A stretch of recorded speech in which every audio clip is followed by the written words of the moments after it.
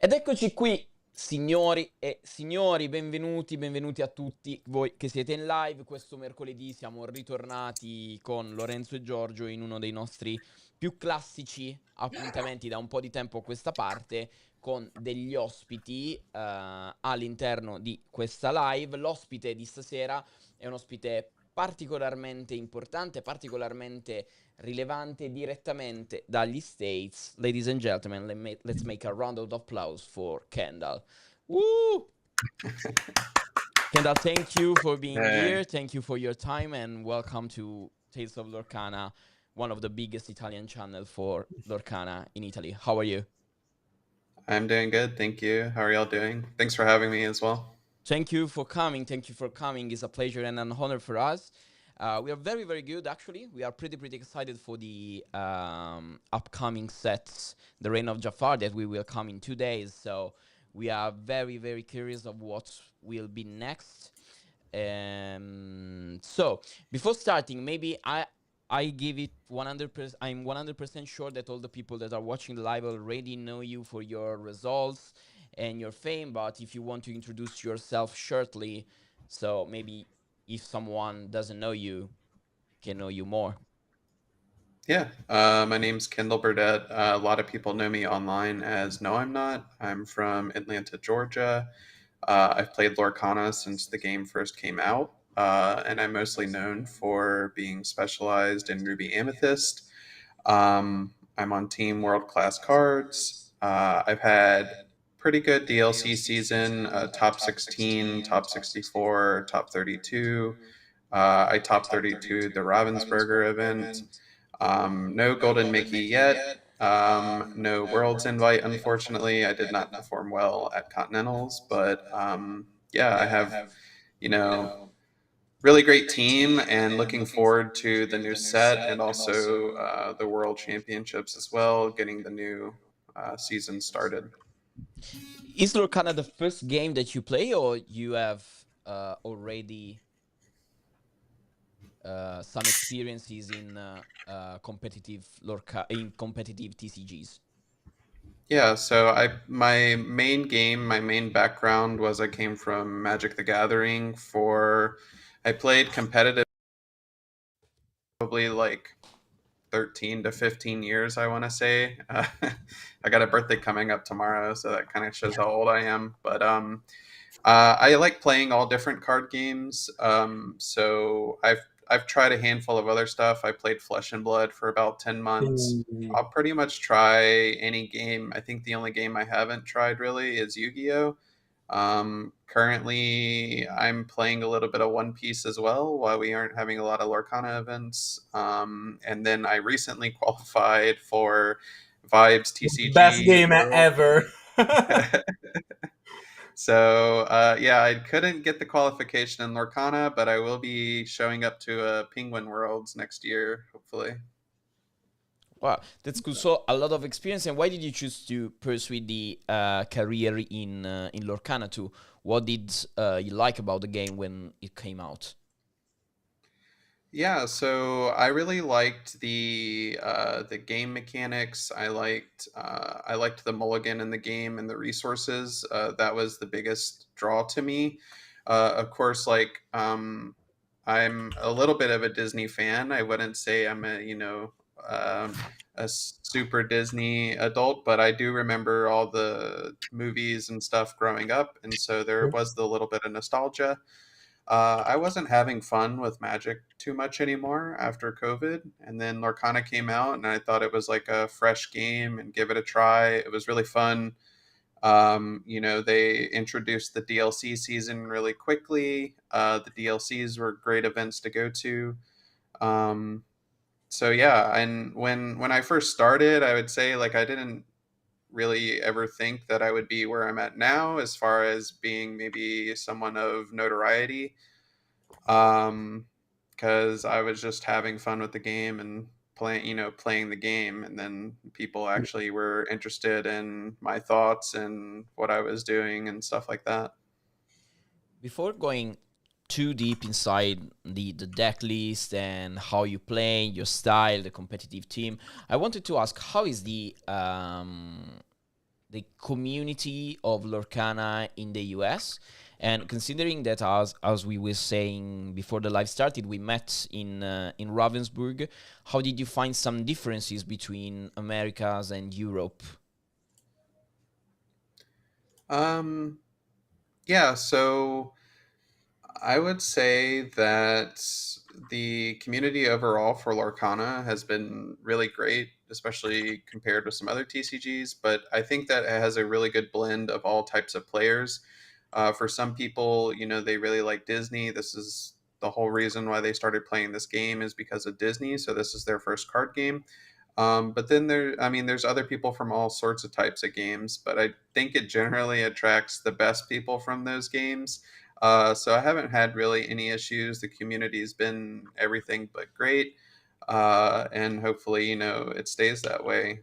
As far as community between or differences between NA and EU, um, when I went to Ravensburg, I don't know if I noticed like too many more differences. I would. I don't. I don't want to like. I don't know how to say it. I'm not trying to like boast for NA. I felt like the Ravensburg event was maybe a little more casual, but I don't think that was to anyone's fault. I also think because it was maybe a DLC, like it wasn't maybe the most competitive players Yeah. because it didn't like we know it didn't have great pricing. I didn't even know what the pricing was, to be honest. I was offered a trip to go to Germany and I never been, so I went and I wanted to have fun and play Lorcana.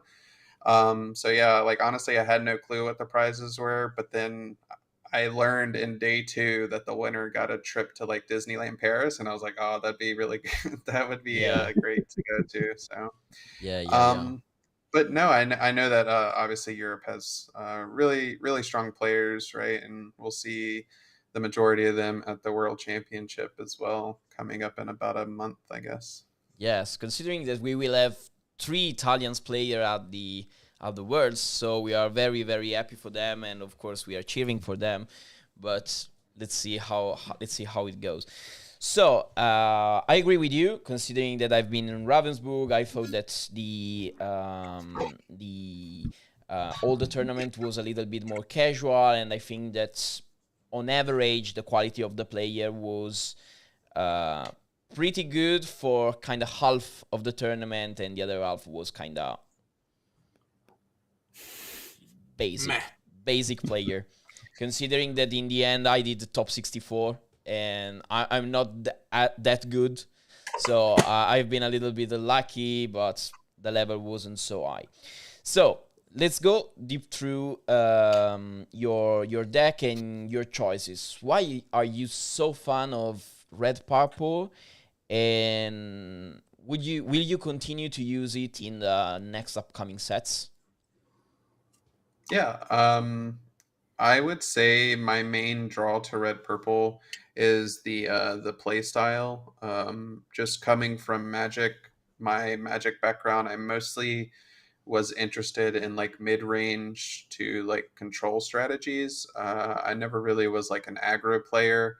I much rather just like out card advantage my opponent and have lots of removal and just play good cards, because I always like having agency in a game. So, in other words, if I'm at any point losing the game, I always want to feel like I still have a way to come back. And, that can be with Be Prepared, that can be with other removal.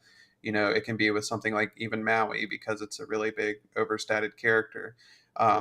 I don't tend to like strategies where once you lost the game, you have no chance to come back. Like, so, but you still have to play, 4 or 5 turns, but you essentially can't win. Um, so that's what tied me. That's what like interested me in Ruby Amethyst. Yeah. Did I miss the other second part of that question? Sorry. Will you continue to use it in the set 8? Yeah, so I think we got some upgrades, or a little bit of different cards that definitely are worth trying. and I'm considering it. I'm actually going to play next weekend in a double 5K weekend from my team owner's shop. So and it is the Worlds format, where we're going to do the triple deck format. And so I am considering it as one of the 3 decks, and then I'd have like the 2 other color pairings essentially. So yeah, I will still, as long as I believe it's playable, which I think at the start it's definitely looking good. It's not. Reign of Jafar is a little different, where we don't have stuff like Bell and everything at the very beginning of the format. I think a lot of people have talked about Beyond the Horizons, but that's pretty much it. So I'm always at the start of the set willing to give it a shot, see how it goes. I think will still be okay. Traduciamo un attimo tutto il discorso? Vai. Semplicemente Kendall dice che perché sceglie Rosso Viola per il semplice fatto che con il suo passato da Magic vuole avere agency, vuole avere la possibilità di avere sempre quel bottone rosso di riparto, e se sto perdendo ho sempre la possibilità di fare comeback, ed è la chiave è il rosso, e il rosso viola è esattamente il mazzo che incarna questa cosa, e mi trovo estremamente d'accordo, perché è la stessa cosa che mi ha spinto a giocare tanto rosso viola nel tempo. Porterà ancora questo mazzo nel prossimo periodo? Pensa di sì, comunque, e che settimana prossima giocherà un torneo con il formato del mondiale, quindi con i 3 mazzi, e sta valutando comunque di portare un rosso viola nella sua rosa come comfort pick, diciamolo in questo modo. Ci sta. Assolutamente. E just because you mentioned it, what do you think about the triple format for the worlds? I think it is an interesting format. I think it is definitely good for entertainment purposes, for us to watch. Like, it will definitely keep viewers engaged on that level. I think it does let the players express themselves for their deck building sides a little bit. However, I do think it is like a little restrictive. Like, I guess I'm happy they're doing that format, but when it comes down to it, I think another part of me also wants to see like players performing their best with like their best deck essentially. But yeah, I think it's good for the viewership of the tournament at least. I don't quite know what to expect yet, other than like I feel like steel will just be the most banned color, and then they'll just ban the steel deck, and then you have the 2 other decks. So that's kind of like why I see an issue with it, but I definitely think it makes it interesting to watch for sure. Do you think that these formats evaluate the player skills? Is a viable way to show who really is the most complete player in the world, or do you think that it's also a little bit more about lucky? I think it definitely is trying to show who is like a more well-rounded player in the game, and that's also why they introduced the sealed aspect as well. So you need to know how to build a deck just with a bunch of limited cards. You need to know how to build 3 different constructed decks with all of the different colors.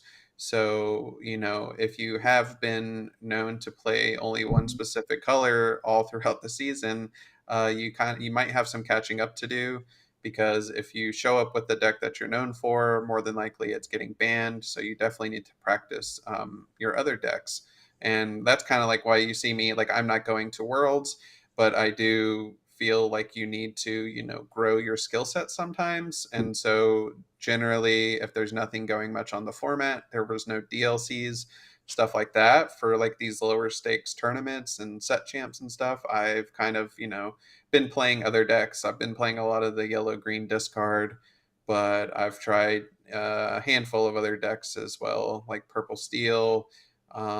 Really interested in trying anything outside of Amethyst just to get a better feel of how the other decks work. But yeah, it makes completely sense. I was a little bit shocked about the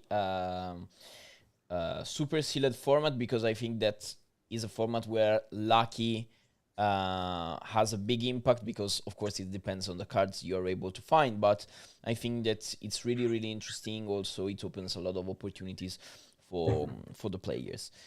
yeah, I think that coming from Magic as well, I haven't been a fan of like sealed as a competitive format. I much prefer draft, but I think they're trying to reduce the variance in that by giving them so many packs, like they get 16 packs.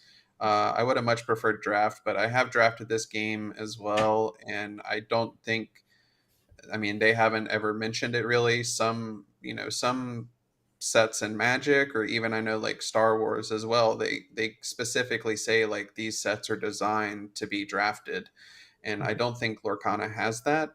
So that's probably why they strayed away from draft. And yeah, I think the large sealed pool will at least make it a little more interesting to see what they come up with, as well as restricting them to only 3 colors. Yeah, totally agree, 100%.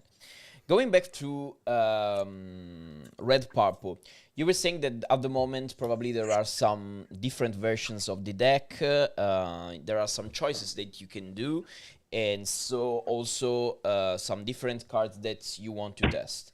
Just before going on, we really wanted to show briefly your METAFY, where people can download your guide and subscribe to your guide.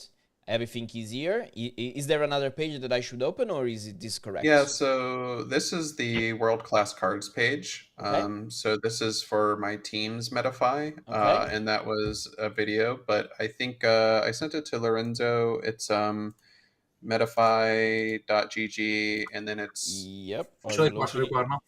Sì. Te l'ho appena yeah. Yes. Yes. Okay.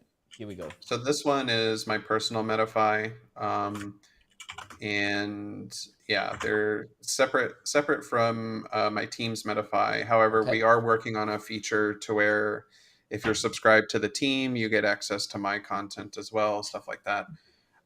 There is the set 6 guide up here. It is a little bit older, obviously, for not set 7. I think we all know that red purple maybe at the beginning of the set 7 wasn't the best choice to pick, and I told people you should just be playing a sapphire deck.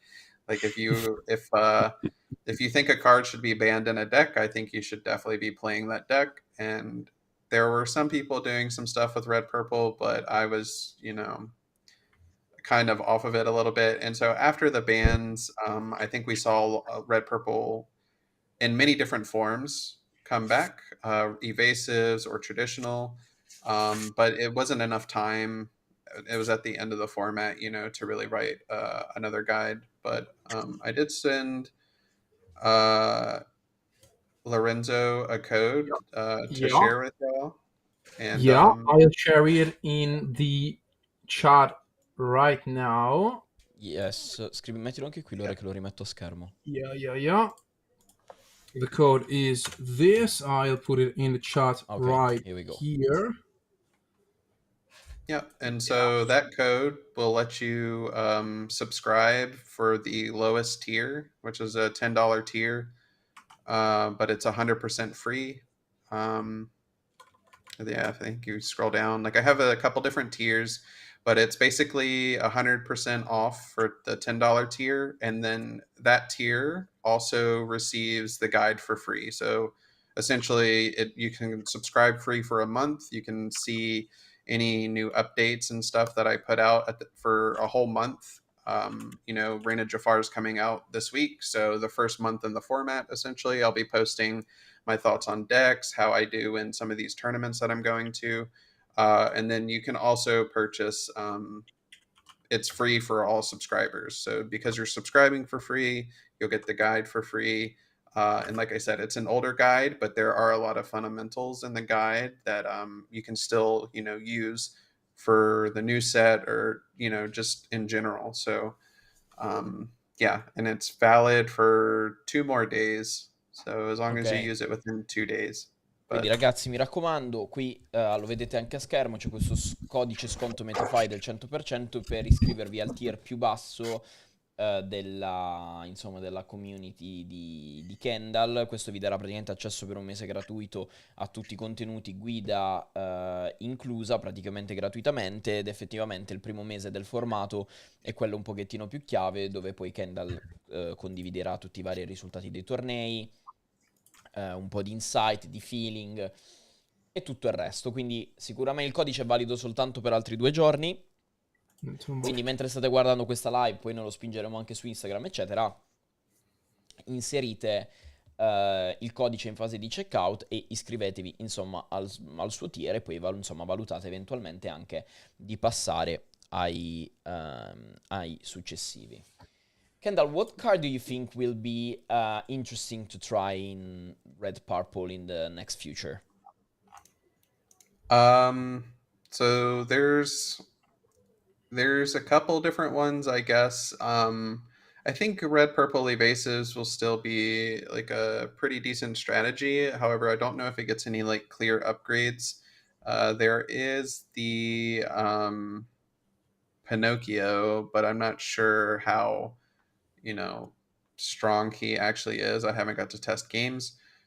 Other cards I'm interested in are the Hades. He is 7 cost uninkable, but there's not many Medusa in the format. On top of the fact that you get to draw 2 cards immediately when you play him, essentially. So I would like to try Hades in like a traditional build, lots of Diablos and lots of Cuscos. And then that way you just get the value of Hades does 2 damage to your Cusco. You get to draw off Cusco, draw 2 off the Hades. And then he's like another Be Prepared singer. So for a long time now, Red Purple hasn't had a singer to necessarily sing Be Prep unless if they've been shifting Sisu.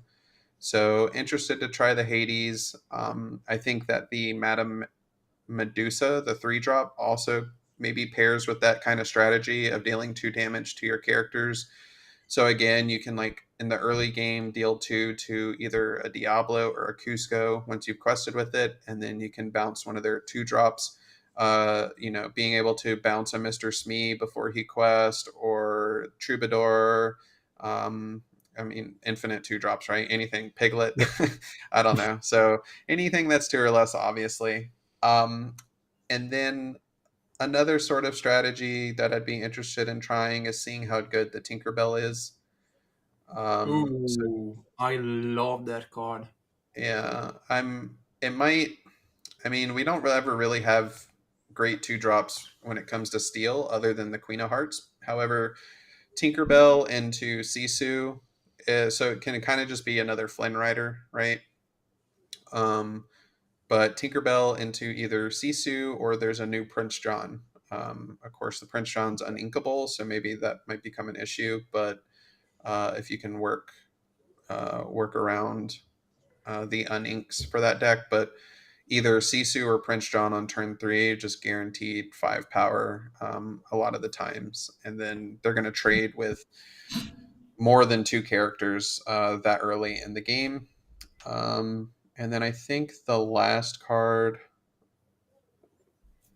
that there's 2. Sorry, Lilo I think maybe has a spot, and if we're looking in sort of a Ruby Amethyst burn deck, so I'm talking Chromacon with lots of like 1-cost actions, whether it's like Thievery or It Calls Me, stuff like that.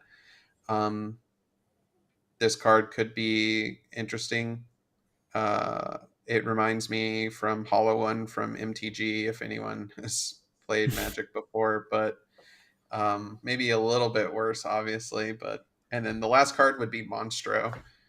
I think Monstro, if it's not in Ruby Amethyst, I think is still a strong card. Like it could be in Blurple. I think a lot of people have maybe seen the yellow-purple combo deck trying to Yeah. use Monstro, but Monstro, I mean, is just really big and it's inkable. So, but a 6/8 with Rush is very hard to kill. And then it obviously has some upside here. And yeah, it is a little expensive, but you know, at least it's inkable. So you can kind of have them as finishers sometimes or something like that. I've seen some people trying out red purple, like burn as well or something. uh, I don't know. There's a lot of fun things to try. So like Monstro can almost by himself sing second star to the right. And then you draw 5 cards and then you just need one to untap with him. And then like you sing some other actions and stuff like that. So um, I think Monstro is a very good card, even if it's not in red purple. I think it'll find a spot somewhere for sure. Don't you think that the cost 8 is too much to make it really playable? Maybe something like Blarpole, it can be very, very viable because you can play it like at turn 5 or 6. Yeah. Maybe for Yeah, realities so is a little bit slow. right. So yeah, that's why I was mentioning that definitely I feel like in Blurple I would definitely be looking for this card a lot. It's kind of yeah, it's a little expensive for Ruby Amethyst because we don't ramp at all. And so that's also kind of why like the big Sisu sometimes was a little expensive for red purple. Like we do have the shift targets when you were playing little Sisu, but you know that does require a shift target. But obviously we know that Sisu was much better in red blue because they can ramp to it quicker. Yeah. And they also have more enablers to minus things on the board with coil or ice block and stuff like that. So um, I would still buy. I'm still going to buy these. Obviously, I'm not saying they're fully equipped for red purple, but yeah, definitely in blurple, much better. So do you think you are more for like a evasive version of the moment for the future, or you're more into like a burn or a full control one? I would order probably evasives first, and then control, and then burn. Um, I think evasives will be strong like early on because it's just a good strategy, and it doesn't need many different cards. In fact, I don't even know if you really want to play any of the new cards, which is a bit unfortunate. So, but that's why I am interested in trying like more control. Like I said, with Cusco, Diablo, Hades, and maybe Medusa, the 3-drop Medusa as well. This one. Yeah. Yeah. Yeah, this could be very, very interesting. Um, what other cards do you think that are interesting in this set in general? Not only for red purple. Yeah, so I think the biggest one that everyone's talked about at this point, right, is Beyond the Horizon. Yeah. This obviously enables some really powerful plays in both green steel and amber steel. You know, with green steel, obviously, this becomes a problem when they have Prince John out. If they have Prince John plus Diablo out, then you're discarding your hand, getting 3 cards, and then they're going up, I don't know, 6, 9 cards, something ridiculous. And then the same thing with Amber Steel. You know, they can sing this like on turn 4 and then into a You Have Forgotten Me. So you know, you're down to 1 card. So hopefully it's a good card, and whatever you have on board is pretty much whatever you have to work with for the rest of the game. I like the new like the 1-drop lady for the green yellow decks. Oh, yeah. I think Turnidogs will still be. It got a couple upgrades, right? It also got the Yeah. Tramp, the Shift Tramp as well. Yeah. But I think this is a really good inkable 1-drop for them. And you can probably enable it questing for 3 on turn 2 pretty often, and it's a 0/3, so might be hard to deal with in the early game. And then, yeah, this Tramp as well kind of gives them a little bit more, I'd say, like staying power, right? So we know a lot of times they're more like all in. They dump their whole hand. They play a tramp a lot of times for free, but they have no cards in hand, so they just like draw and discard. Well, they'll be able to kind of like refuel sometimes if they have this shift tramp as well. And This is very, a very lot, strong. yeah, a lot of toughness on the board on their side as well. So, you know, a lot of times they're just able to go way more wide than what any deck can deal with. And with so much toughness, you know, they're immune to steel decks. It's very hard unless you're playing Under the Sea. So that is, I think, I don't know. I've had a track record of losing to Dogs and Top Cuts a lot in some recent tournaments on Ruby Amethyst. But then when I switched to the green-yellow Under the Sea deck, it wasn't really an issue. Every time I just play Under the Sea and they lose everything. So maybe after the rotation, this card will be even stronger, because now, of course, it's a target for Brawl, so it could be not as strong as can seem, but after the rotation, will definitely be very, very strong. Yeah, rotation is going to be very interesting, or to be very important to see kind of like what removal and stuff we get reprinted. What are the cards that you would really, really like to have reprinted for set 9? Just give me your top 10. Top 10. Maui, Be Prepared. Rapunzel. Okay. What else? I would still like Brawl, obviously.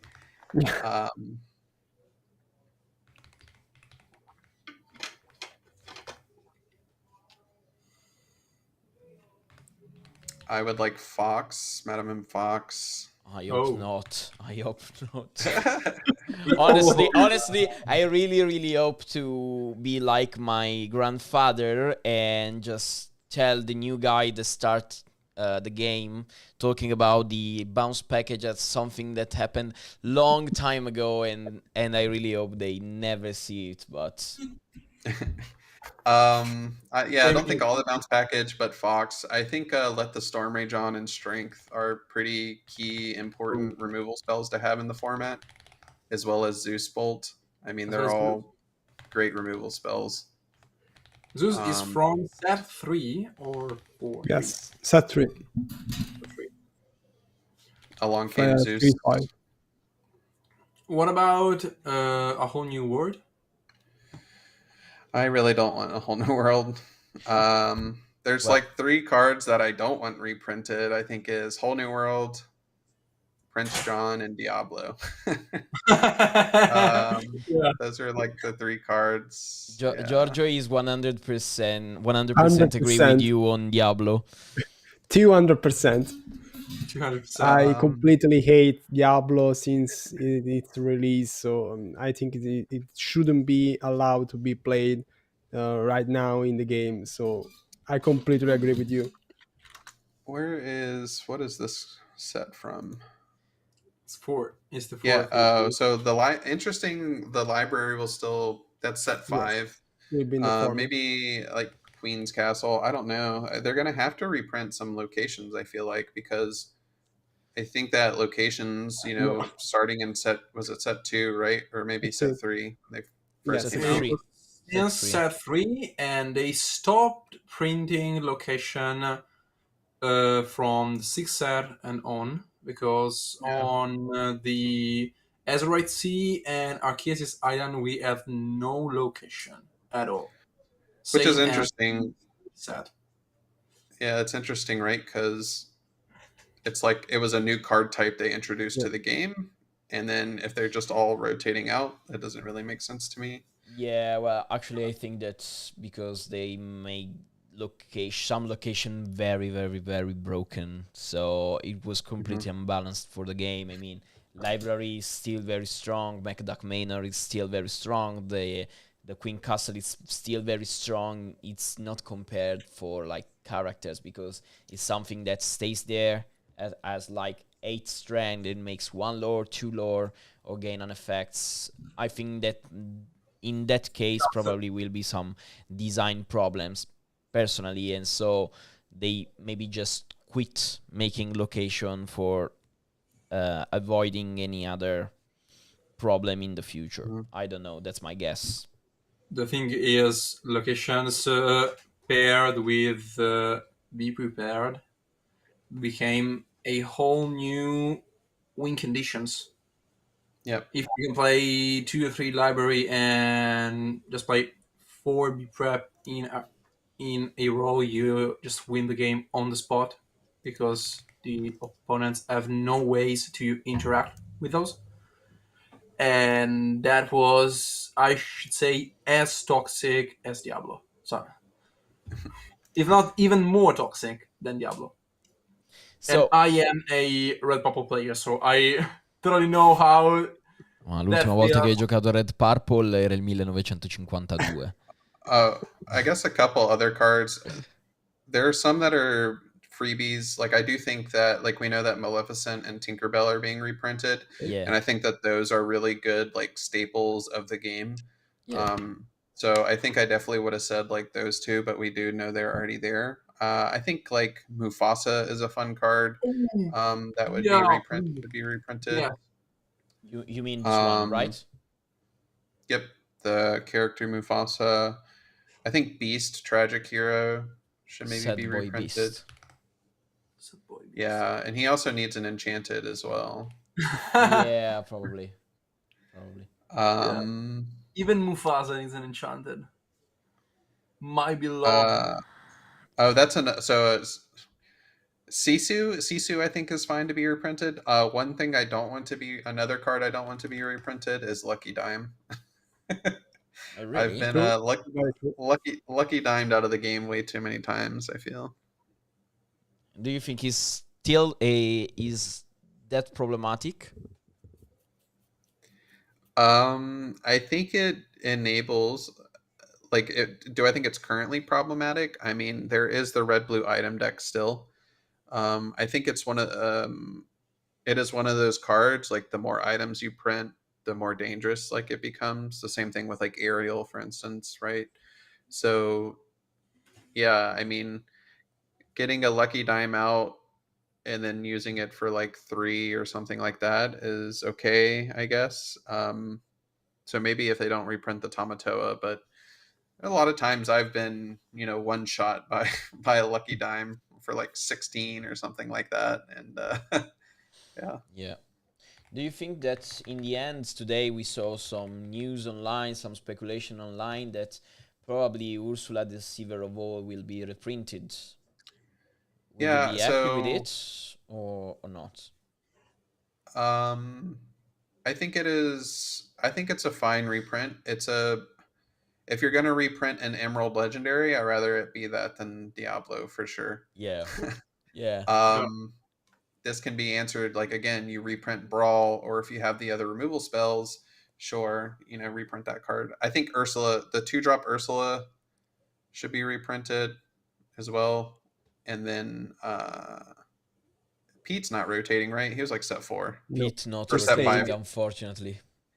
No, he's fine. Yeah, I think those are okay to have. I'm not sure if Ursula, that was confirmation or not that Ursula would be reprinted. Not yet, but will be we don't know if he's an errata or not, if the image is official or not, but we saw that they slightly changed the text. So yeah, it still said will be reprinted. Yeah, it did still say set 3 at the bottom, but it was errated text. So yeah, it could be. I would be fine. I think Ursula is great in Emerald. I think it is Diablo and Prince John that make her even more broken. So yeah. Do you think that Popsicle will be reprinted? It might. I feel maybe if they banned Hiram, that could let us know that Popsicle would be reprinted. Like, they just had, like, future, since they have the future sight to see ahead. If they're reprinting Popsicle, that's why they might have needed to go ahead and get rid of Hiram. I think Popsicle is an okay engine, especially with, like, Tamatoa. It still makes Tamatoa pretty playable. So it's like an okay, like, small engine. And some people, I think, are looking at the wardrobe for the new set to Yeah. possibly. Honestly, I always thought that they didn't banned Popsicle because they didn't want to make an errata of Nick Wilde, because it says specifically that you have to take like Popsicle from the discard, so you just don't make an errata for banning a You're card. just like, yeah, you're banning another card without banning exactly. that card. Exactly. Pur Nick Wilde. Ingiustamente incarcerato. Decisamente ingiustamente sì, incarcerato Nicola il Pazzo. Yeah, a lot of legendary cards. Well, yeah, I guess there's some legendaries. It looks like I didn't put any blue cards up there, did I? Yeah, let's put it there. No Sapphire. Do the Popsicle. you want to put the Tamatoa? No. No. Okay. Okay. Let me. I don't know. Do I need to? If I can sort by. Can you sort them set 1 through 4 like rares and legendaries or something? Yep. Is there something important? This is how you know, like, I don't play much Sapphire because I'm not like. They can all go. There we go. Maybe Hades from the first set. Che c'è allora, Gio? Hades. C'era scritto set. Yeah, I think Hades is pretty good. Yeah, there's another legendary that I think is definitely fine. Wide meh. So of course Elsa will be reprinted too. The 8-drop? Yeah. Yeah, I think that's obviously like a hallmark card of the game. What else is there? The Queen, I think, is pretty fine for a blue legendary. Fishbone Quill, I guess. Fishbone Quill's rotating. I think Fishbone Quill is pretty important to like ramp strategies in general. So I wouldn't hate having Fishbone Quill. And Bell.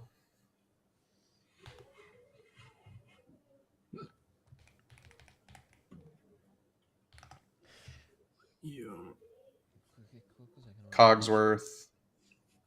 Ooh, Cogsworth. Yeah. Yeah, and Let It Go. I think Let It Go is a pretty good Sapphire removal to keep in the game.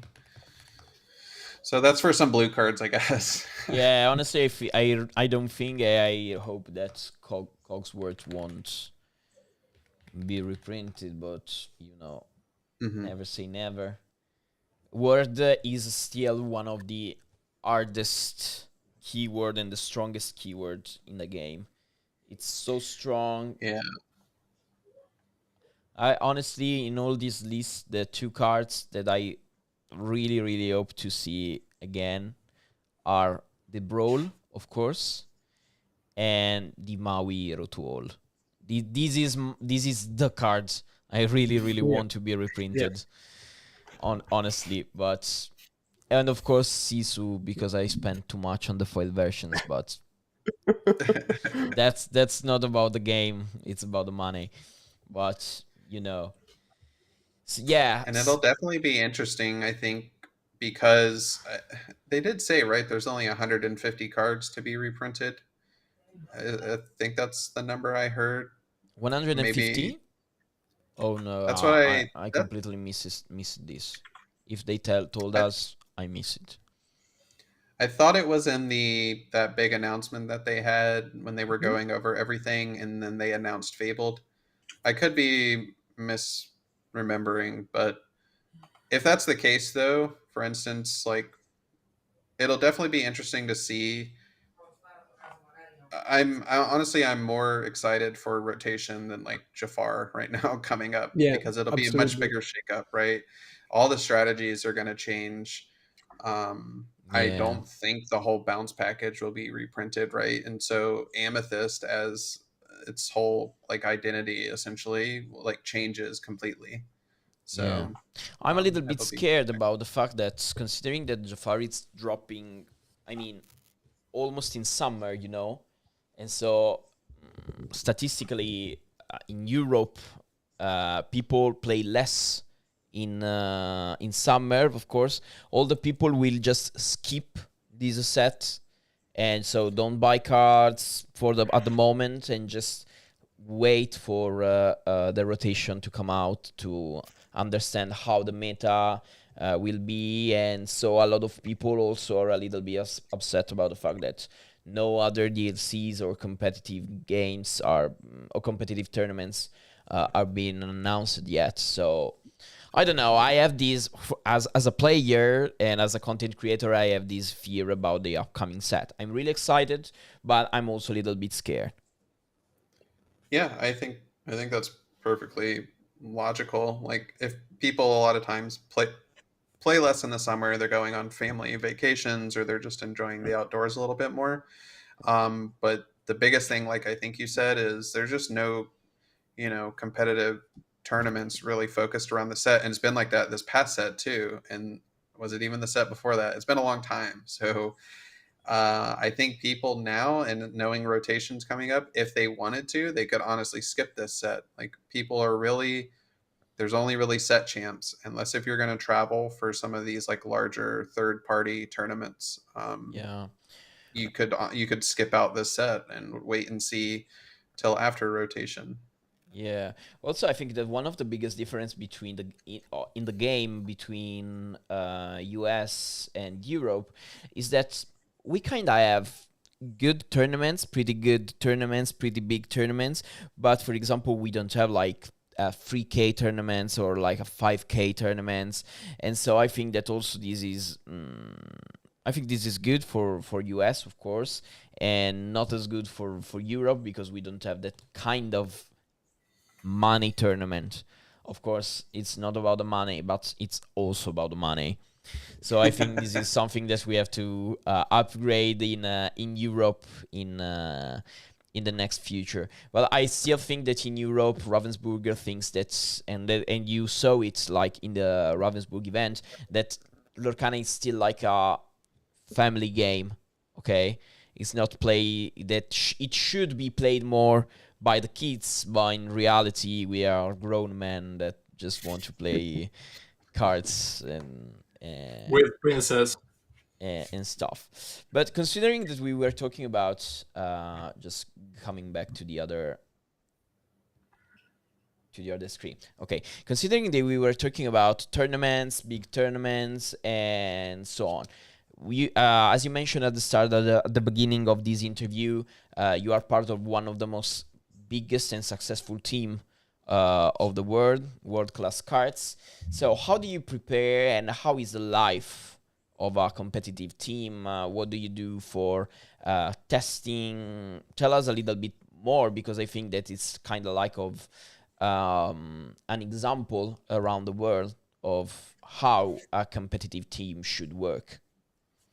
Sure. I mean, and I think that like, even though, so if you look at our roster, obviously we have a very strong roster, but I think that any team can like do this, right? So even if you're a small friend group that, are at your LGS and you consider yourselves like a team, you can essentially do the same thing. The only difference is just like the people that are on our team, and then the like sponsorships that we might have.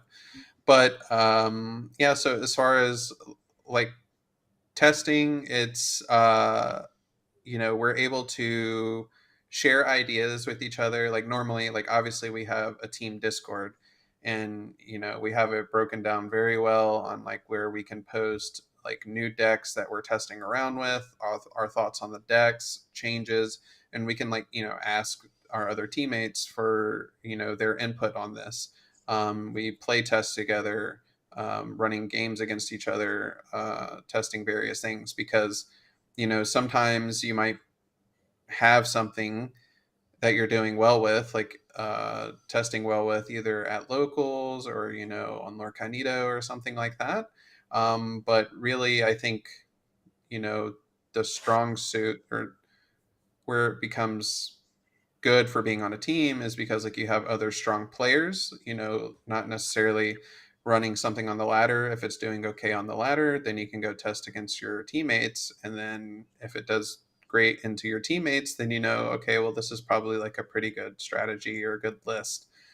But yeah, I think the benefits are being able to just have access to, like, it's like a hive mind, right, of like these strong players, to where we can give each other suggestions, tweaks, and refining a list and ideas that we might have. I mean, even a good example of that is like when I went to Germany, and Daniela, he was there as well, Yeah. and we literally spent the Friday before the tournament just play testing in the hotel room and playing online, and literally the deck that we both played the same deck at the tournament, and it was the deck we created the day before just from playtesting. So Yeah.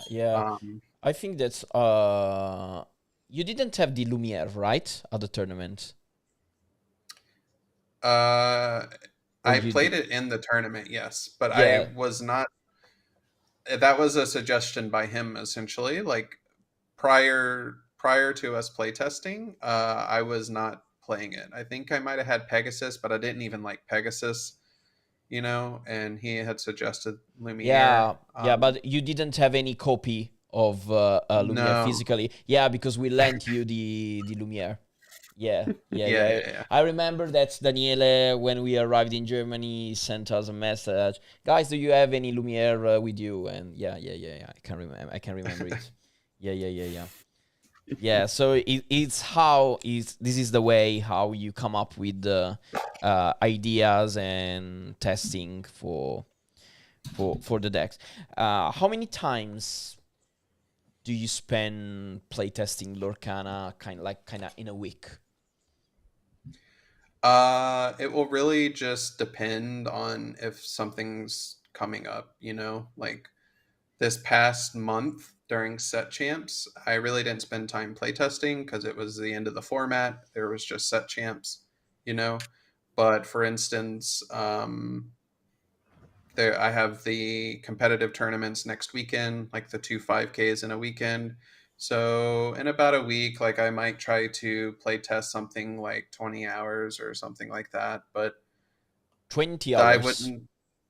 wouldn't say We are talking not a week, everybody of can. course, not a day.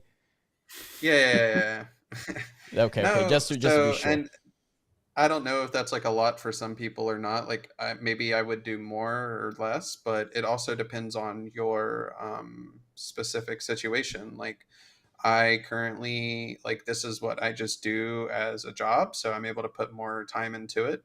I can put more time into it. But obviously, if you have a full-time job or something like that, an additional 20 hours, like that's like almost another part-time job, so you're not going to be able to do that. But if you can do like 1 hour a day, or try to do like 3 matches a day or something like that, that I think will still benefit you as well. Like, you don't have to do 5 hours in a day or 20 hours in a week or something like that. Just do a few matches in a day, or 1 hour a day, and go from there. It's very interesting about the fact that now this universe, it's your full-time job of the moment. What suggestion would you give to someone that's maybe the youngest one that want to try to pursue this career?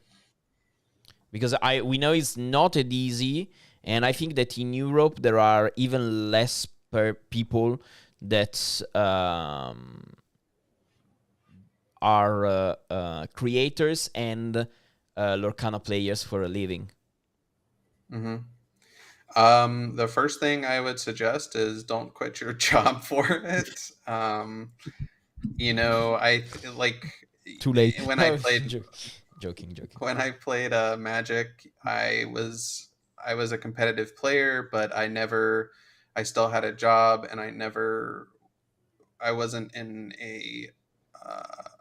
I didn't do content creation and stuff in Magic.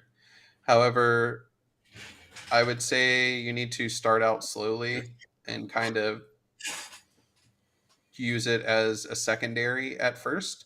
And then once you grow it eventually and you think you might be in a spot to do it full time, then you can transition over. But I wouldn't say just drop everything and jump into it. I would not suggest that. So I've been kind of fortunate.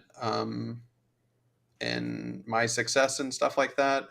But I would say, like, you can't take winning for granted, essentially. Like, you're going to have ups and downs. And so don't hedge everything on like you have to win everything, because you're not going to win everything. And then you won't be having a good time. So I would say, you need to enjoy it and have fun with it, even when you're not winning, because you're not going to have a good time when you're not winning, essentially. So yeah, I think this is very, very important. So part of the most of your income is part of from tournament prizes, or from content creation. And when I say content creation, of course, I'm talking about coaching, METAFY, and so on.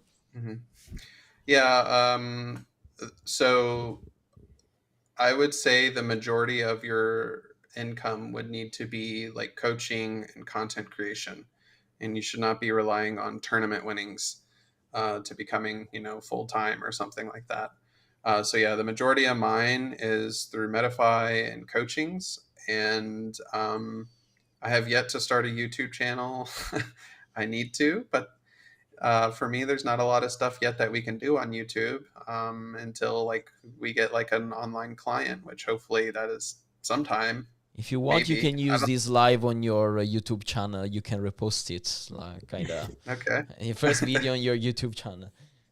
Yeah. So yeah, that's the majority of it. And I would say that like even still, like my like business or my livelihood has even gone, it's been a little bit more troublesome, right? Like when you don't have DLCs. So like there's no DLCs, nobody needs coaching. Like a lot of people, I would do some coachings for set champs and stuff like that. But I will say it has gone down compared to like the Stitch set champs, when the Stitch set champs and everybody wanted a Stitch and the Stitches were worth insane amount of money. People definitely wanted to get coaching for that. But now, you have a $30 card. You don't need to buy a coaching session for that. So, but with no DLCs as well, a lot of people just have buy the card without even take part in a DLC. Yeah. In a champ. You just buy the card and said, yeah. Mm-hmm.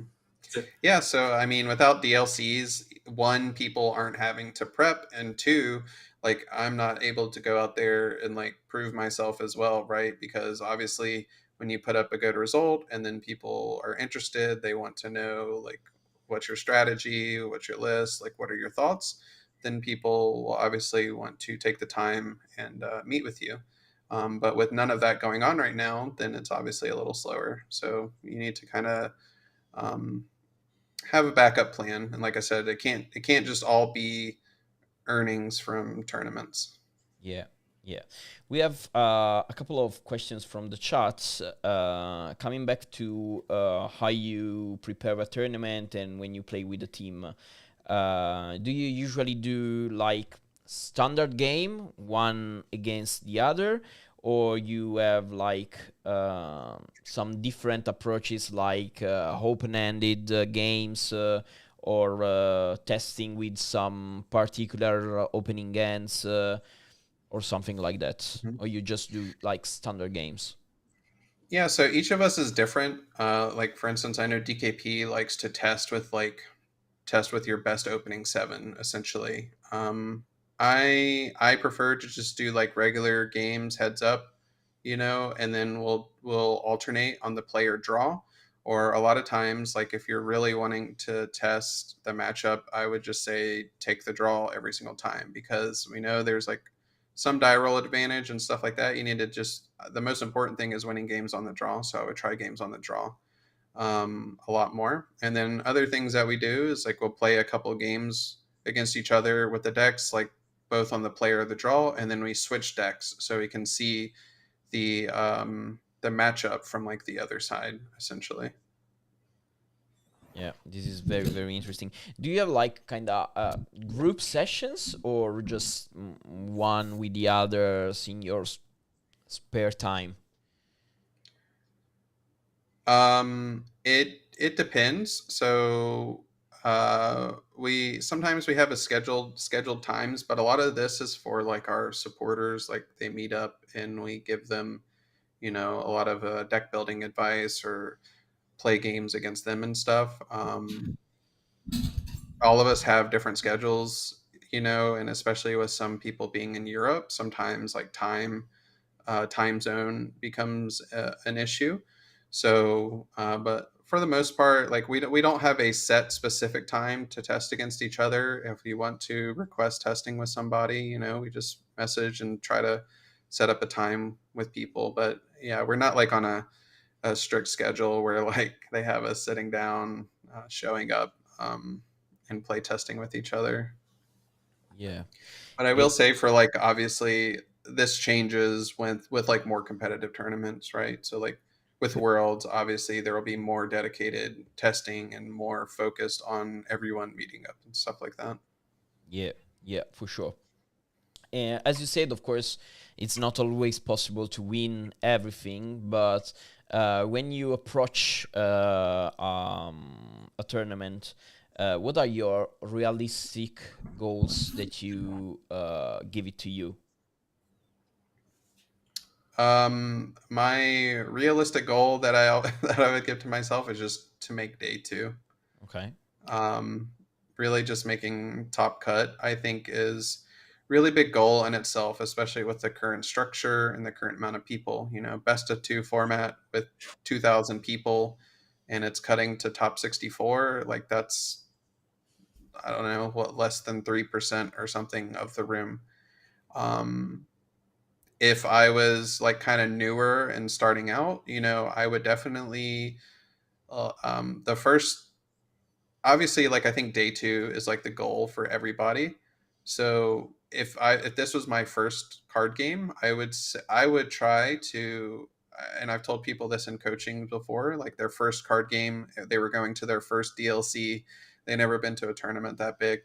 Like honestly, the first benchmark I give myself is probably 30 points, right? For like the 20 tickets or something. The most amount of tickets you can get, I think, is like 30 points. Yep. Obviously, you went to day 2, but so your whole goal the whole time in your mind, you should be trying to day 2. But then at a certain point when you're not like live for day 2, you can kind of like switch your goals to where like at minimum you at least want to get like the most amount of points for the most tickets.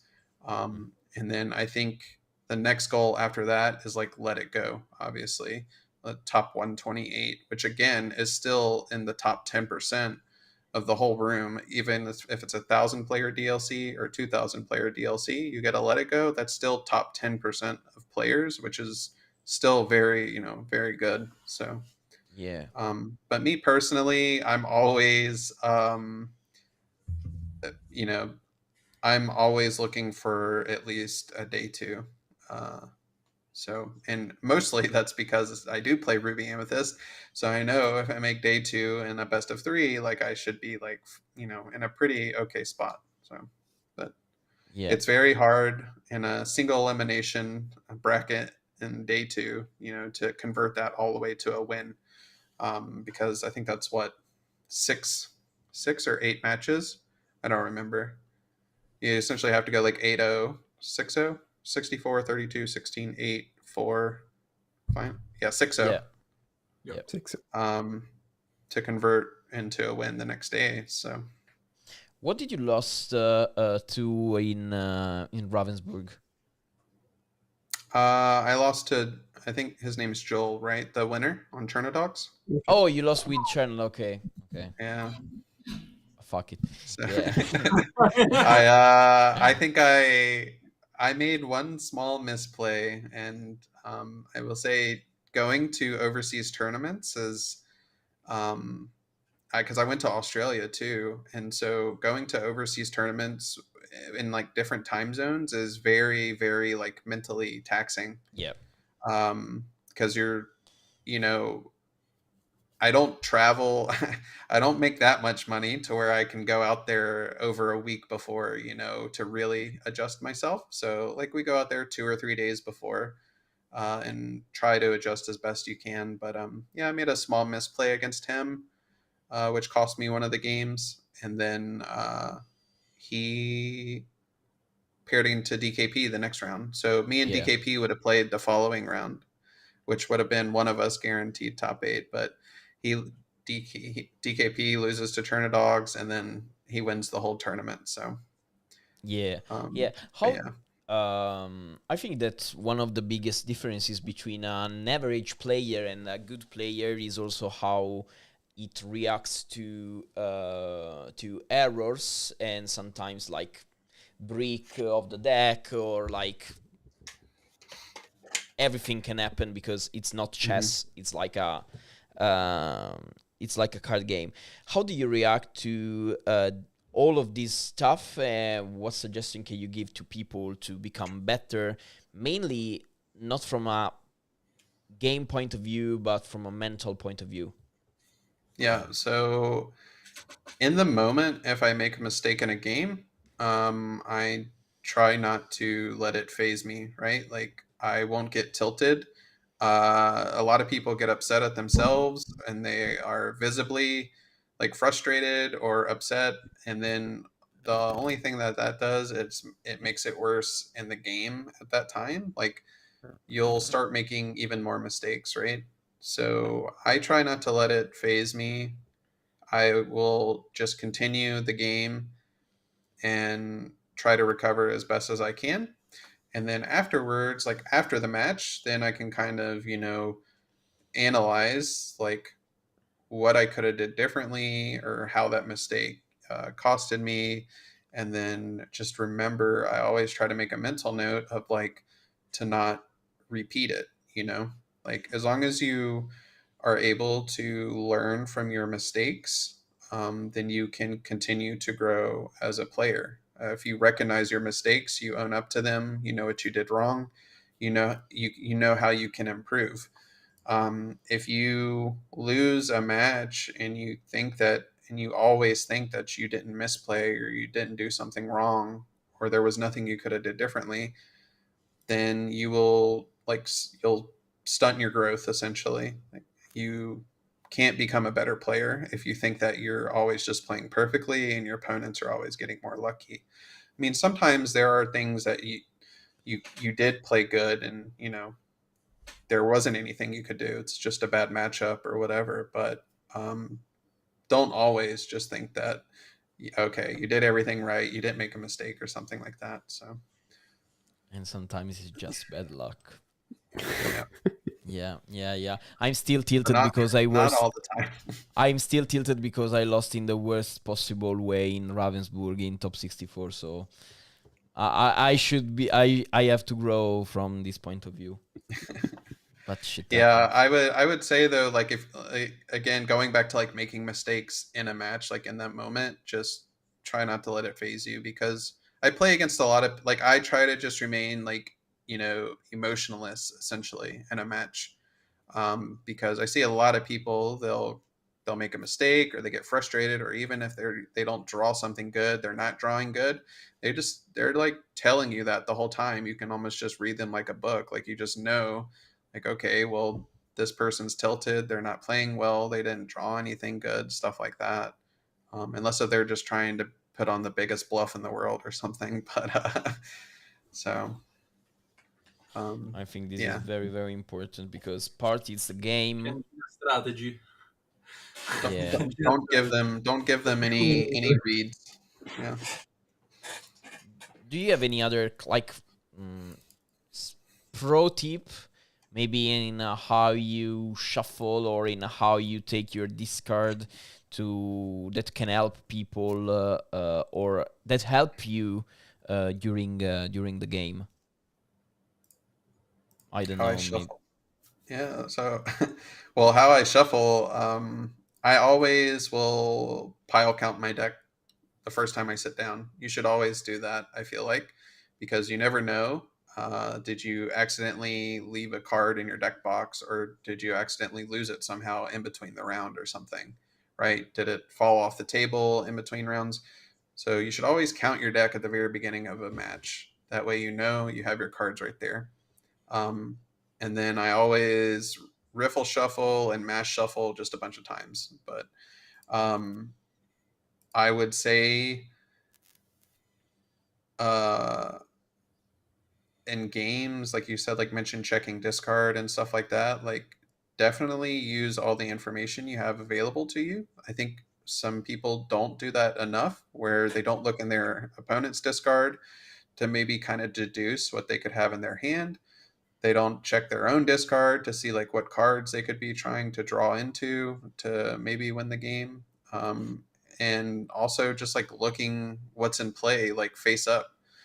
Everything's face up on the table other than what's in your opponent's hand. So use all that information that's available to you. And then, yeah, I think one of the biggest things in my guide, like at the end of the guide, I have a bunch of different tips. And like my biggest pet peeve and stuff like that is like not drawing cards first before you do anything. So figure out like what you're going to do for the turn, and if it's drawing cards in some capacity, like you should do that first, right? So yeah. Yeah, definitely. Do you have any suggestion? Maybe, I don't know if you do. Do you remember all the cards that you ink? Oh no, so I do not remember every single card that I ink. I remember key cards that I ink or that my opponent might ink. But I think you'll use way too much mental energy if you're trying to keep track of every single card that they ink. But definitely like stuff that I pay attention to is like, how many locations have I inked, or how many goats did I ink in red, purple, or something like that. What else? How many, like, I guess a good example of this is, also knowing your deck list, because like in Germany, for instance, we only played 2 Rush Mauis. So like if it was a matchup where we needed Maui, essentially he kind of was uninkable if we really needed the Maui.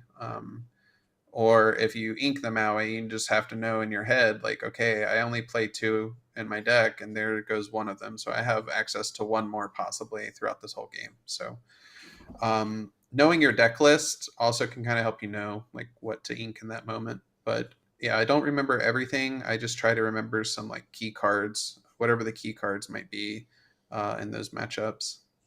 Or, for instance, like if you're playing against red blue or something, they're not necessarily inkables, but you can obviously check their discard to see how many be prepareds they used, or how many sisus have they used, stuff like that. Yeah, I think this is very, very important. Also, one of the toughest question of the day: how a competitive team can find a sponsor? Asking for a friend. Yeah, how can a competitive team find a sponsor? I mean, I honestly don't know. I'm just like, I'm on the team. Yeah.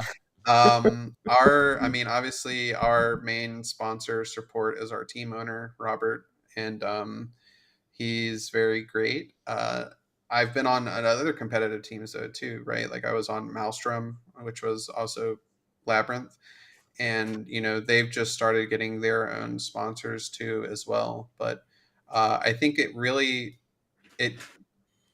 it takes a good like PR or marketing manager, someone in that role, that is able to promote yourselves. They're really going to take the time and like put together like there's like sponsorship decks and stuff, right? It's like a presentation of each of the players with their results and their social medias and everything like that. And I know the biggest thing, especially when I was on Maelstrom, that like a lot of these sponsors were looking for was like social media engagement. And it's not just like Twitter. It's the biggest one of them all, I think, was Instagram. And then Instagram, and obviously YouTube and Twitter and stuff like that. But they kind of like to see like well-rounded across all socials. But it does take someone good, I think, in that role that is able to take the time to dedicate themselves to promote your team. and reach out to all of these different companies. Yeah, definitely. So, avete altre domande, ragazzi? Altre curiosità? Altre... From the chat, they asking you, what would you have picked up if you had to participate in the Worlds for the 3-deck format? Like what would my lineup be? Yeah. So I think the most like generic, well-rounded pick is probably red, blue, amber, steel, and then green, purple as the 3 decks. However, the one that I might want to try, and obviously this could change with the new set, but if we were just talking like current like format, because again, like I haven't played an insane amount with the new set, but I would also try red, purple, yellow, green discard, and then blue, steel aggro. And then Okay. my strategy would be to ban the steel deck. And then I would play the blue, steel aggro when I was on the play, because we know that that deck wins an insane amount when it's on the play. And then I'll either have yellow, green, or red, purple, which I don't really care about being too much on the draw. And ideally, like if they just knew me as a player, I would think that they just ban red, purple, and I ban the steel deck. And then I think that yellow, green discard is great into all the non-steel decks. So that's kind of like what my strategy would have been. But I think like everyone's like kind of first meta pick, or like the most generic common pick, is red, blue, amber, steel, and then green, purple, because I think red, blue, and amber, steel are both very strong competitive decks. And then obviously because that leaves you with green, purple, which is still a very it might not be tier 1, but it's like 1.2, like not even, it's even higher, it's almost tier 1, right? It's like very close. So Assolutamente. Is there any card, always from the chat, that at this point is not that good in red purple, but you think that will become very viable after the rotation? And let's go back here. I don't know, that's a tough one. Maybe if there's a card specifically, they might have a question about. I guess. Sorry. No worries, no worries. The biggest thing for red, purple, I think too, is I'd have to look at the 1-drops. Aren't we losing like all the good 1-drops? Yeah. So I don't even know what 1-drops. Remaining, but we are losing both the Brome and the Cenobus followers. Mm-hmm. But we still get the Diablos. We still get Diablos here. Yeah, so I think that like the 1-drops would probably be the most important thing after rotation. Which I think like the new Vanish 1/4 might be a consideration, or the Octopus. Yeah, that guy at the top. Is Cogsworth getting rotated? Because I think like Cogsworth would be even a consideration maybe at No, this is set 5. Okay. Yeah, so I think the biggest thing for red, purple is going to be 1-drops. Can't really think like too much more. I know like Friends on the other side is very important, so I'm trying to think of like a replacement for that if it doesn't get reprinted. But I feel like I think Friends that it will be reprinted, honestly. Yeah, I think that Friends is way too much of a staple in Amethyst. I'm trying to think of some like worst draw spell. There's the new Madrigal or I don't know. Which cards are we talking about? Well, there's 2 of them. There's a 4-drop draw spell that you like draw to the number of damaged characters. Yeah, they're right there with the Hades on it in the second row. This one? Yeah. Oh yeah. But it's for yeah, damage moved. Mm-hmm. And then there's the Madrigal draw spell, where you draw a card for like each character that sung it. Ok, But di it's very the Sing it's very Together. expensive. Yeah. Yeah. Non la trovo, ma vabbè, abbiamo capito. Qualcuno si ricorda come si chiama? No. I think Genie becomes a very important part. Like obviously we know Genie's a good card, but Stai a guardare we questi lose 4. Rabbit. Che c'è? Stai a guardare questi 4, per quello che mi Ah, figade. Mannaggia boia. We lose Rabbit, so Genie is obviously going to be the premier like 4-drop draw character. And then depending on what removal gets reprinted, the Queen could actually be pretty decent. Yeah. Okay. Yeah. Maybe Yeah, I think the Queen's already a decent card. It's just mostly dependent on how much steel is in the format, right? But like if they don't reprint Strength, for instance, like she becomes better. I think she was all the way at the very top. Yeah. Yeah, I think this is a good card too. Maybe also, as it depends on what gets reprinted and what not, maybe also Idzma can become a good card. Yeah, definitely. I think we lose the other Yzma, right? She was kind of like one of my favorite cards to play. I played her sometimes like in 1 or 2 ofs. The 6-drop. I Oh, love this their... one, yeah. During set 2 was crazy. So right. You use Yeah, it was always fun to shuffle your rabbit back in. Yeah, And draw 3 cards. But very, very, very back in the days, also this Yzma was very, very popular during set 1. Yeah. Strongest Yzma.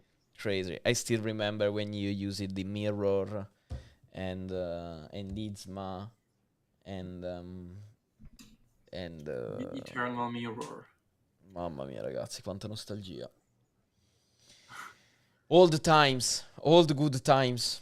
I honestly feel that, like, maybe personally, I come from Pokemon because I used to play competitive Pokemon and I saw a lot of rotation, and honestly I really hate rotations.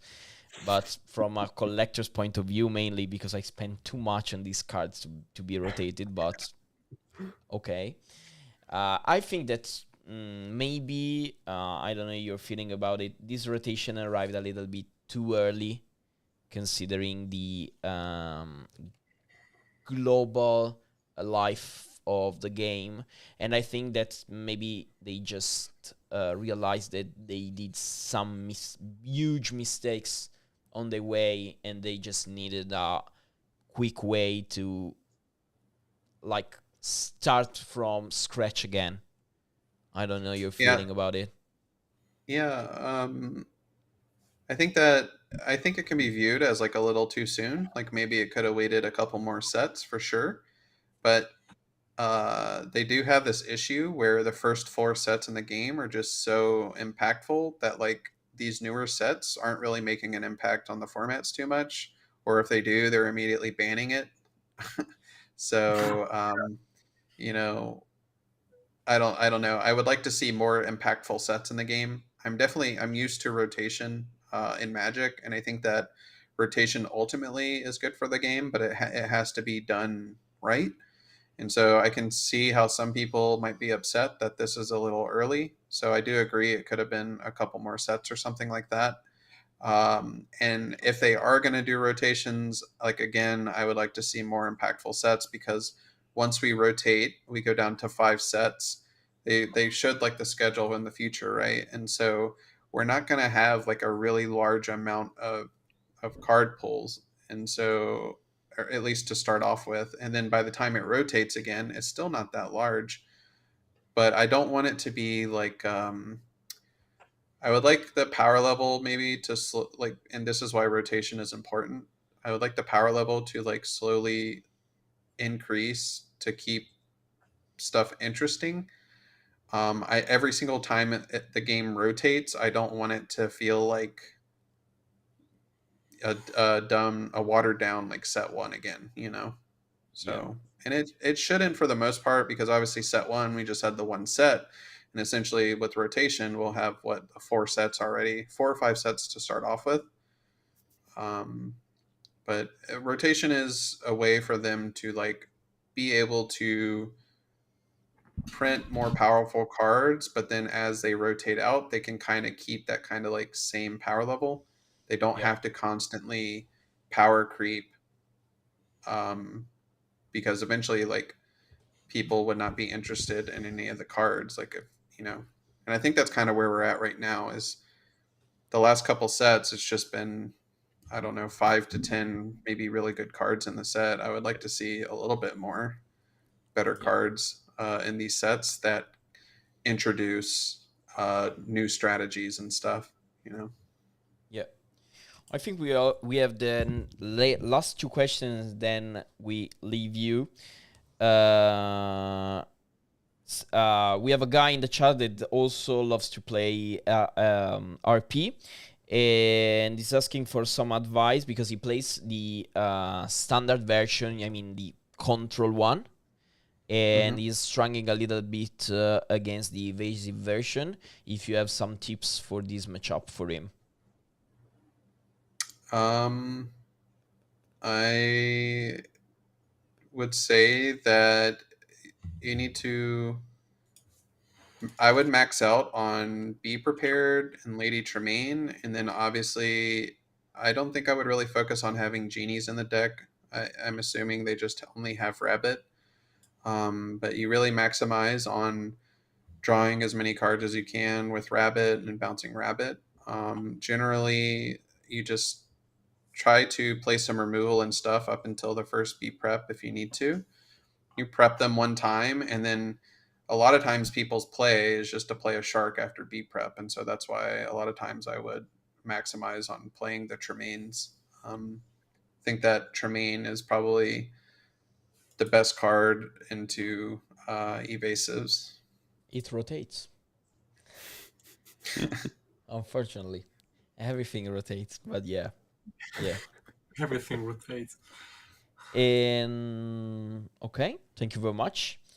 And the last question is, considering that you are coming from Magic the Gathering, how do you perceive the difference between removals? Because in Lorcana, removal are a little bit higher. Thinking about, for example, to Dragonfire, that it costs 5 inks and is an inkable, but in Magic, for example, a removal can cost 2 mana. Yeah. What do you feel is more balanced and more fun for a competitive game? Well, the type of player I am, like I would always like to have better removal. So coming from Magic, obviously I'm spoiled in Magic when you look at the Lorcana removal, because if you never played Lorcana and you just looked at some of the removal that Lorcana has, you would kind of just be like, why is this good? Like Be Prepared, for instance, costs 7, but in Magic you can have it costs mostly 4, and sometimes it can even cost 3, like with a drawback, right, or something. So I would like better removal, but that's just because that's my play style. Is it better for the game? If they keep printing better threats, you need better removal, right? And I think that was the issue, was like when Daisy Duck was first printed, like, what do you have? You have Brawl. And so you spent your whole turn 3 to brawl a Daisy, was kind of like the frustrating part. Like, I guess a good answer for Daisy and from Magic would be Fatal Push, right? Like, but is Fatal Push too good for Lorcana? Probably at 1. But yeah, I think the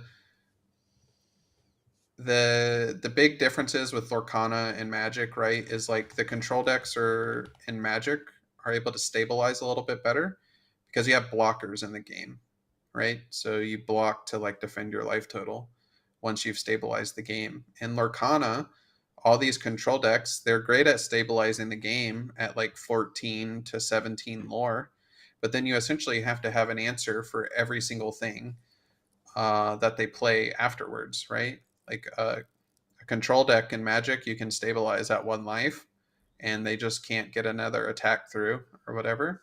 In Lorcana, if you stabilize at 19, you have to have an answer every single turn for the rest of the game until you can win the game. Yeah, that's why Pete is so frustrating.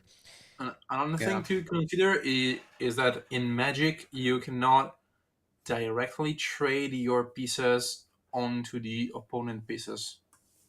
Yeah. So it's much harder to remove a creature on the opponent's board unless he chooses to use it as a blocker. So you need to have this easier removal spell in order to not have these unbreakable pieces. Yeah. I guess that is another key difference, and why the removal might be a little worse is because we can use characters to challenge other characters. But again, the downside to that means is that that character did quest, like it already, it did gain lore essentially. So I would like a little bit better removal. I'm not saying everything has to be busted, like Fatal Push or something like that, but yeah, I would like. Might going to be having more removals across all the colors, because something that, in example, yellow blue is a deck that is fun, can be eventually good, but it loses on board so hard. If the opponent go hard, you can do anything. We have talked a lot of times about maybe a mass removal for blue, where all the card gets inked, maybe not destroyed but inked. That would be a beautiful addition to even a green-blue deck. That is kind of good, but it only has the Under the Sea, or the maybe having a removal spell onto the GP that lets you KO harder pieces that, unless you need to trade in like foxes and crabs and maybe 3 pieces in. That's it. Yeah, I think definitely having better removal across some of the other colors, because like you mentioned, what's his name, Von Drake or something like that, might be like the best card in the set for Jafar, but it's in yellow blue, and yellow blue just does not have great removal. Pico de Paperis. It's called Pico in Italy, and that should be Von Drake. Ludwig, right? Ludwig von Drake. Even though this card's uninkable, I feel like this card is like super powerful, but then it's kind of tied to yellow blue. Well, it is tied to yellow blue. It's not kind of. It is a yellow blue card, and we know yellow blue's removal is it's not good. You have like Criminal Mind and Let It Go, and Criminal Mind is very conditional for 1. So, yeah. Yeah. Okay, so I'll just go back here for the... Okay, so Kendall, thank you very much for being with us. It's been a pleasure. I think that there have been a lot of useful insights on how you perceive the game, how you like to play, how you prepare for a tournament. I think that also we had some great questions from the chat. We really hope to see you maybe in the future in Italy. Are you coming for the Grand Prix at Daniele's shop? No, I'm not, unfortunately. I went to Italy a long time ago. A long time ago. This was like 2011. So I would like to come back. Lorenzo was 4 years old. No, not 7 years old. Yeah. So it was kind of a long time ago. Yeah. I would like to come back though. Like I definitely plan to attend European DLC, wherever that's at, as long as one's not conflicting with an American one. I definitely will make a point to come to a European one. If that's in Italy, that's great because, like I said, it's been a long time since I got to visit Italy, so I'd like to come back. Ok. Especially, you could eat very, very well. In Bologna, you could eat so damn well. Figa, speriamo non lo facciano a Bologna il DLC, cazzo. Speriamo lo facciano a Milano, figa. Va bene. So, Kendall, thank you very much for being with us. We really hope you enjoyed this Italian kind of interview. E per quanto riguarda tutti i ragazzi, grazie mille per averci seguito, per tutte le domande e tutto il resto. Vi ricordiamo che questa live... Ci arrivo. Ricordatevi che questa live sarà disponibile da praticamente adesso, appena la chiudiamo, sul nostro canale, per sempre, forever, tutto in maniera assolutamente gratuita. Che domani è giovedì, è il giorno prima del Regno di Giafare, alle ore 7 arriva nella vostra new mailbox la nostra newsletter The Tales Whispers episodio 18. Se ancora non siete iscritti, trovate qui sotto come sempre tutti i link, tutte le cose. Venerdì è il giorno di Jafar. Proveremo, non ve lo assicuriamo, a sbustare un box, grazie a Ravensburger, in anteprima, ma soprattutto noi ci vediamo sabato per la finale di sabato per il pre-release a Mantova all'Orcana Festival, e domenica invece ci vediamo sempre lì dove saremo i caster dell'evento per un torneo costruito Crazy. Non potete mancare, ci sono ancora un po' di posti disponibili, i premi sono top e ci vediamo lì. Signori, grazie a tutti, buonanotte. Kudos. Siamo a Modena però, non a Mantova. Ho detto Mantova, Modena, scusatemi. Mantova, siamo a Modena, quindi non venite a Mantova perché a Mantova non ci trovate. Siamo a Modena e lunedì andremo a mangiare al bistrò di Massimo Bottura. Buonanotte. Buonanotte. Thank you, Kendall. Thank you for being here. So much. Yeah, thank you.